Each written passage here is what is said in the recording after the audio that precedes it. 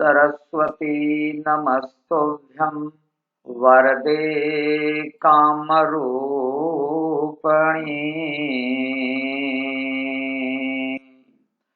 वेद्यारम्भं करिष्यामि सिद्धिर्भवतु मे सदा।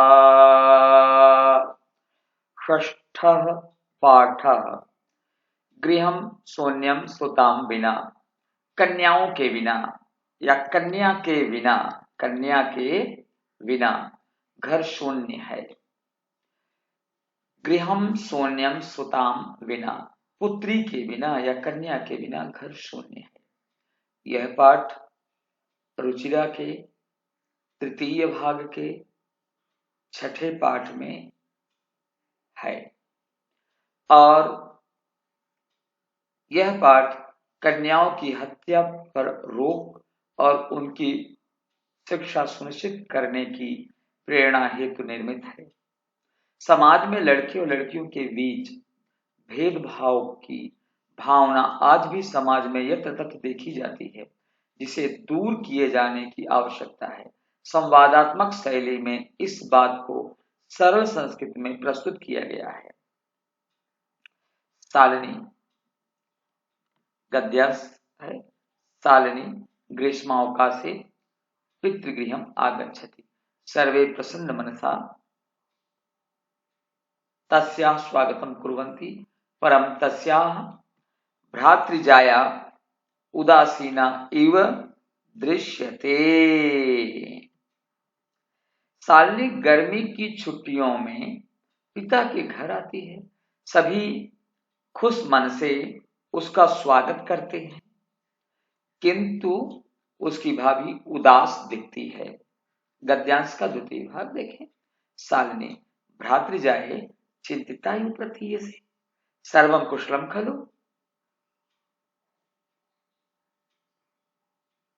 माला आम शालिनी कुशलिनी अहम्, त्वदर्थं किम् आनयामि, शीतलपेयं चायं वा।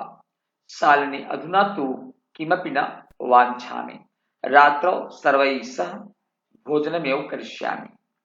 शालिनी ने प्रश्न किया कि भाभी चिंतित सी लग रही हो, सब ठीक तो है। माला कहती है, हाँ शालिनी। माला ने क्या कहा? हाँ शालिनी, कुशल हूं मैं। तुम्हारे लिए क्या लाऊं, ठंडा पेय या चाय? शालिनी अभी तो कुछ भी नहीं चाहती हूं, रात को सभी के साथ ही भोजन करूंगी। गद्यांश का तीसरा भाग। भोजन काले भी मालायाः मनोदशा स्वस्था न प्रतीयते स्म, परं सा मुखेन किमपि नोक्तवती। भोजन के समय में भी माला की मनोदशा स्वस्थ नहीं प्रतीत हो रही थी, परंतु वह मुंह से कुछ भी नहीं कहती है। राकेश भगनी शालिनी दृष्टया त्वं समागता, अद्य मम कार्यालये एका महत्वपूर्णा गोष्ठी सहसैव निश्चिता। मालायाः चिकित्सकया सह मेलनस्य समयः निर्धारितः। त्वं मालया सह चिकित्सकां प्रति गच्छ, तस्याः परामर्शानुसारं यद्विधेयं तत् सम्पादय। शालिनी किम् अभवत् भ्रातृजायायाः, स्वास्थ्यं समीचीनं नास्ति। अहं तु ह्यः प्रभृति पश्यामि, सा स्वस्था न प्रतिभाति इति प्रतीयते स्म। राकेशः चिन्तायाः विषयः नास्ति, त्वं मालया सह गच्छ, मार्गे सा सर्वं ज्ञापयिष्यति। राकेश बहन शालिनी, भाग्य से तुम आई। आज मेरे कार्यालय में एक महत्वपूर्ण गोष्ठी यानी बैठक या मीटिंग अचानक ही निश्चित हुई है। आज ही माला का चिकित्सिका के साथ मिलने का समय निर्धारित है। तुम माला के साथ चिकित्सिका के पास जाओ, उसके परामर्श के अनुसार जो करना हो वह करो। शालिनी क्या हुआ है, भाभी का स्वास्थ्य अच्छा नहीं है? मैं तो कल से देख रही हूं, वह स्वस्थ नहीं लग रही है। ऐसा प्रतीत हो रहा है। राकेश, चिंता का विषय नहीं है, तुम माला के साथ जाओ, रास्ते में वह सब बता देगी। गद्यांश का 5वां भाग। माला शालिनी च चिकित्सकां प्रति गच्छन्त्यो वार्तां कुरुतः। माला और शालिनी चिकित्सिका के पास जाते हुए बातचीत करते हैं। शालिनी, किम अभवत् भ्रातृजाये का समस्या अस्ति? किम प्लस अभवत् किम अभवत्, क्या हुआ भाभी, क्या समस्या है? शालिनी, अहम मासत्रयस्थ गर्भम स्वकुक्षौ धारयामि। तव भ्रातुः आग्रहः अस्ति यत् अहम लिंग परीक्षणं कारयेयम्। कुक्षौ कन्यास्ति चेत् गर्भं पातयेयम्। अहम अति उद्विग्नास्मि, परं तव भ्राता वार्ताम् एव न शृणोति।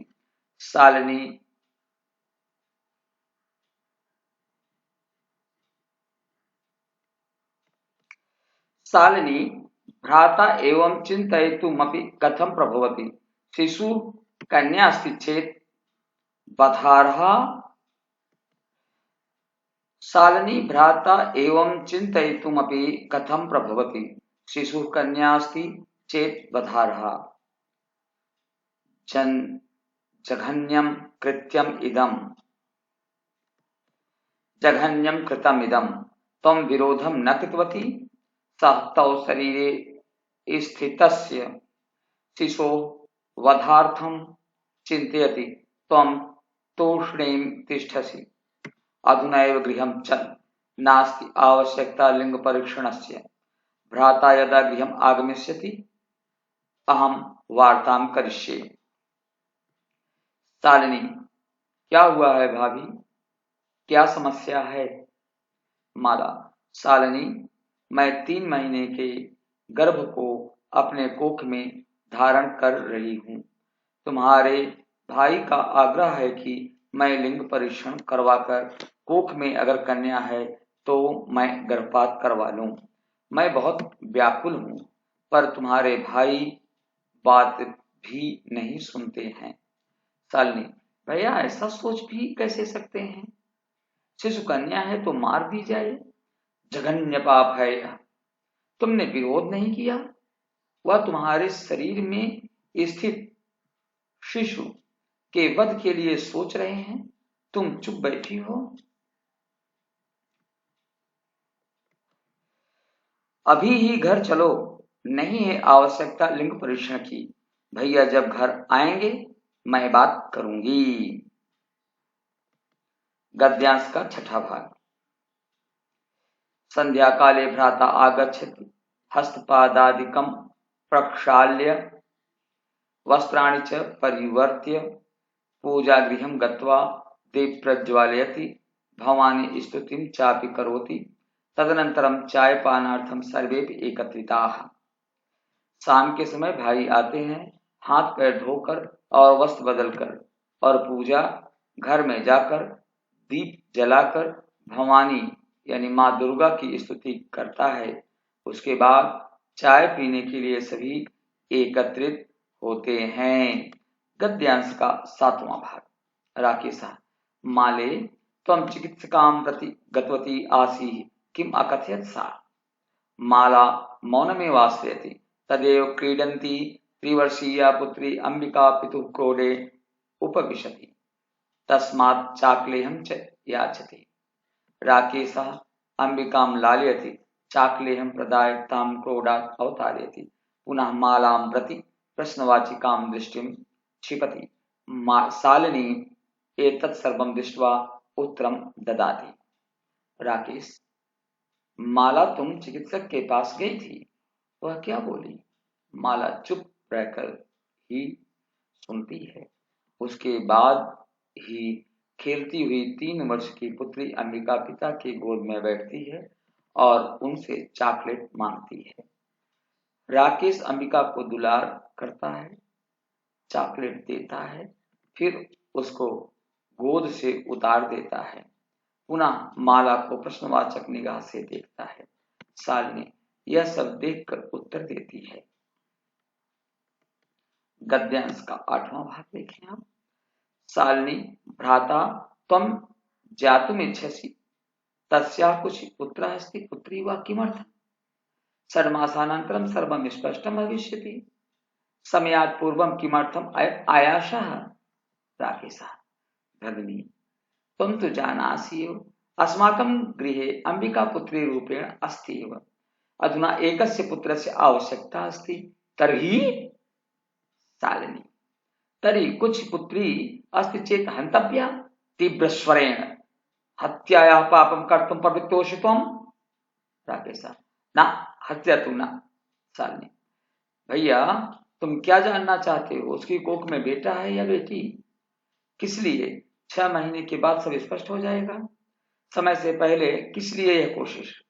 राकेश बहन तुम तो जानती ही हो हमारे घर में अंबिका पुत्री के रूप में ही अब पुत्री के रूप में है ही अब एक पुत्र की आवश्यकता है। इसलिए शालिनी इसलिए कोख में पुत्री है तो उसकी हत्या कर देनी चाहिए।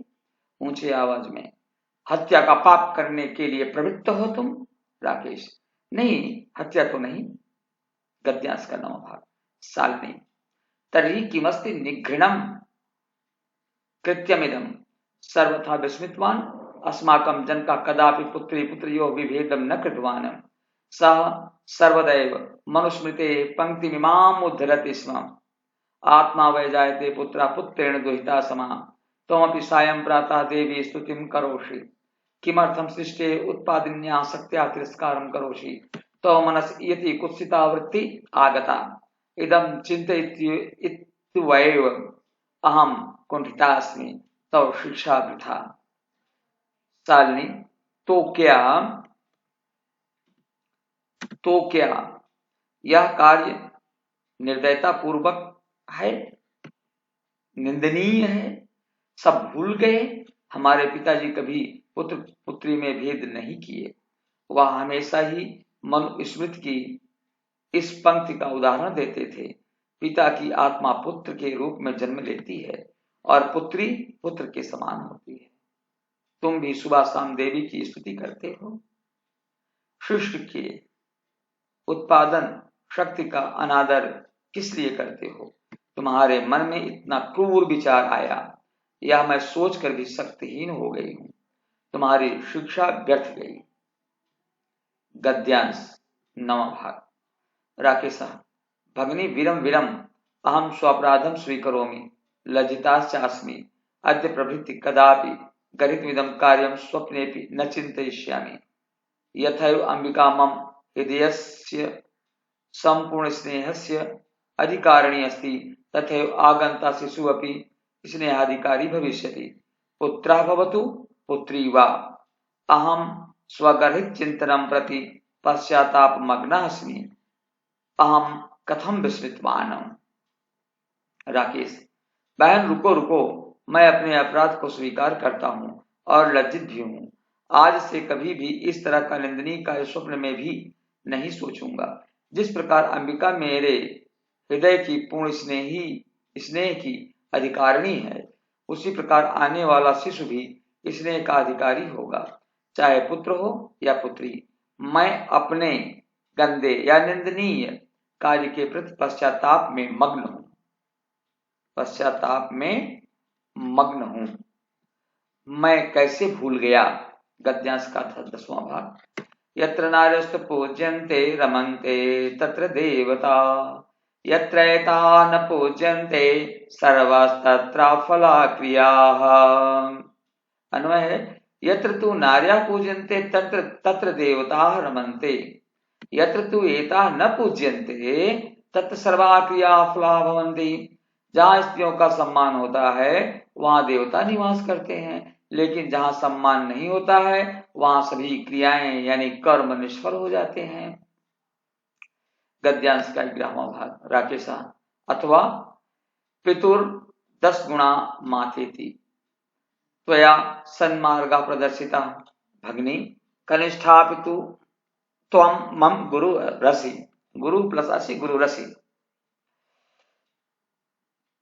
अलम पश्चातापेन, शालिनी बोलती है अलम पश्चातापेन तो मनसा अंधकारापगतः प्रसन्नतायाः विषयोऽयं भ्रातृजाये आगच्छ सर्वा चिंतां परित्यज आगंतु शिशो स्वागताय च सन्नद्धा भव भ्राता तुम प्रतिज्ञां कुरु कन्यायाः रक्षणे तस्याः पाठने दत्तचित्तः स्थास्यसि पुत्रीं रक्ष पुत्रीं पाठय इति सर्वकारस्य घोषणेयं तदेव सार्थिका भविष्यति यदा वयं सर्वे मिलित्वा चिन्तनमिदं यथार्थ रूपं करिष्यामः।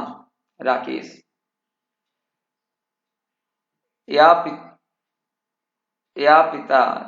अथवा पिता से 10 गुना माता होती है। तुम्हारे द्वारा अच्छा मार्ग दिखाया गया।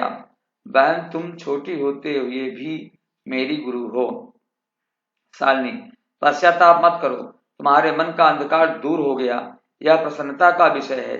भाभी आओ, सब चिंता को छोड़ो और आने वाले शिशु के स्वागत के लिए तैयार हो। भैया तुम भी प्रतिज्ञा करो, कन्या की रक्षा में, उसकी पढ़ाई में सचेत रहोगे। बेटी बचाओ बेटी पढ़ाओ से सरकार की घोषणा तब ही सार्थक होगी जब सभी मिलकर इस सोच को यथार्थ रूप में करेंगे। गद्यांश का अगला भाग। यागार्गी सुत चिंतने निपनये पांचालिका विक्रमे लक्ष्मी शत्रु विदारणे गगनम विज्ञानांगणे कल्पना इंद्रोद्योगपति पथे च खेल जगति ख्याता भिता सायिना सेयं स्त्री सकलासु दिक्षु सबला स्वये सदोत्साह्यताम। जो स्त्री राजसभा में अथवा सभा में अध्यात्म चिंतन में गार्गी की तरह, साहस में द्रौपदी की तरह, शत्रु के विनाश में लक्ष्मी की तरह, अंतरिक्ष विज्ञान के क्षेत्र में कल्पना चावला की तरह, उद्योग के पथ पर इंद्र की तरह और खेल जगत में साइना नेहवाल की तरह है, वह स्त्री सभी दिशाओं में सशक्त है। सदा इन्हें उत्साहित करें। नमो नमः।